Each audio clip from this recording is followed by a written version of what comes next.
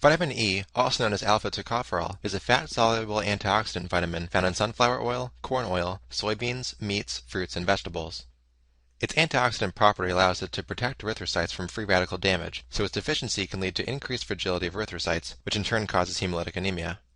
Other signs of vitamin E deficiency include muscle weakness and posterior column and spinocerebellar tract demyelination. Also, excess of vitamin E can interfere with vitamin K metabolism. Vitamin K, also called phyloquinone, is a fat-soluble vitamin that is mostly acquired from intestinal flora, but also found in some vegetable and animal sources. It's used in the liver to produce clotting factors 2, 7, 9, 10, and protein C and S. This is because it's needed for a step called gamma carboxylation of glutamic acid residues on these proteins.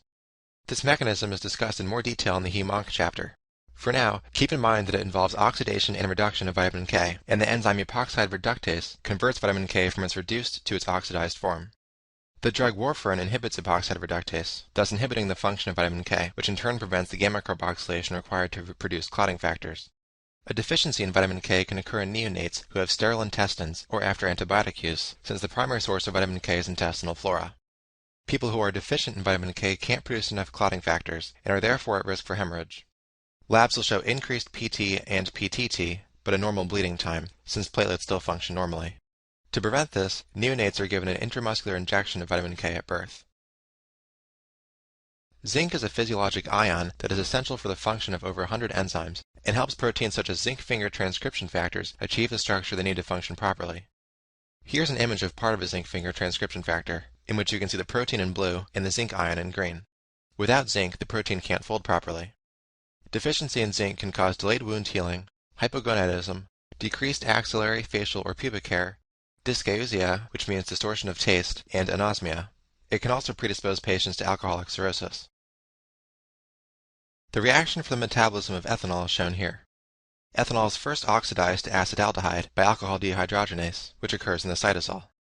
Next, acetaldehyde is further oxidized to acetate by acetaldehyde dehydrogenase. Notice that the second step occurs in the mitochondria, and not in the cytosol. NAD is used in both reactions as the oxidizing agent, and is a limiting factor in this reaction. Alcohol dehydrogenase operates via zero-order kinetics, which means its rate does not change based on the concentration of alcohol. Several medications can be used to treat alcohol poisoning and to maintain abstinence in alcoholics. Fomepizole inhibits alcohol dehydrogenase, but it's not used in situations involving excess ethanol. Instead, it's used as an antidote for methanol or ethylene glycol poisoning. This is because alcohol dehydrogenase is also used to convert methanol to formic acid, which causes visual disturbances in methanol poisoning, and to convert ethylene glycol into glycolate and oxalate, which cause renal damage in ethylene glycol poisoning.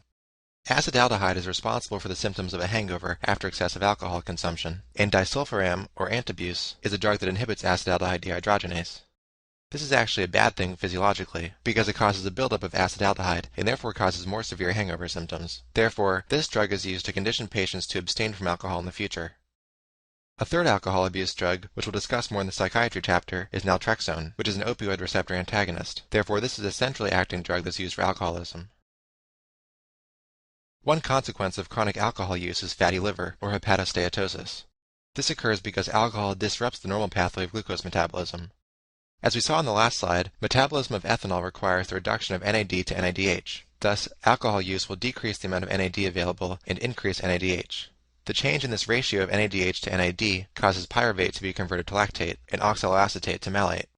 As you can see by looking at where those fit into the big picture, since oxaloacetate and pyruvate are the starting substrates for gluconeogenesis, this means that alcohol intake has an end result of preventing gluconeogenesis.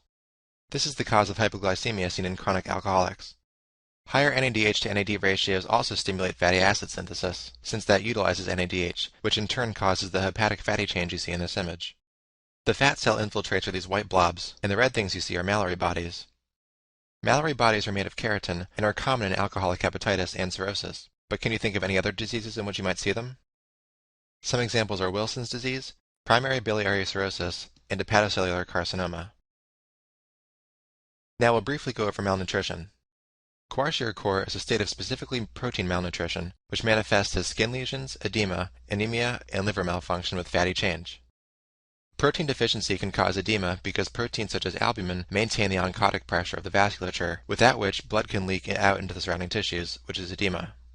The clinical picture of kwashiorkor is a child with thin limbs and a swollen belly, which again is caused by edema. You can use the mnemonic meal to remember the signs and symptoms of kwashiorkor. Marasmus, on the other hand, is an energy malnutrition in which there is insufficient overall caloric intake. These patients present with tissue and muscle wasting, loss of subcutaneous fat, and variable edema, which you can see in this image. It's important to remember that unlike marasmus, kwashiorkor can occur in patients with a normal caloric intake as long as they have a very small amount of calories from protein.